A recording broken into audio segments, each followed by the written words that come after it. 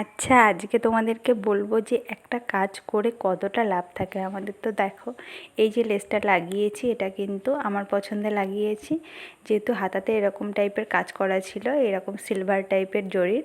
তো কাস্টমার কোনো কিছু বলেনি, বলেছিল তোমার পছন্দ মতো করে দিতে, তো আমি করে দিয়েছি। তো লেসটা দেখো এরকম কিন্তু ভাঁজ করা থাকে। তো প্রথমে দেখো তোমাদেরকে বলি, এই লেসটার রেস্টটা একটু দেখে নাও। দেখো এটা কিন্তু 40 টাকা।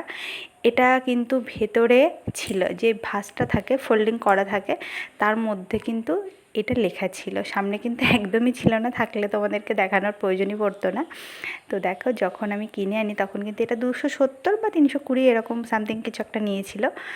তো দেখো, আমরা এত টাকা বেশি দিয়ে, আমি জানি বড়বাজারে এটা অনেক কম দামে পাওয়া যায়, কিন্তু আমাদের একটা দুটো কাজের জন্য সত্যি যাওয়া হয় না, যাওয়া সম্ভবও নয়, কারণ প্রচুর মানে আর কি টাইম লেগে যায়। তো দেখো, এই হচ্ছে ব্যাপার।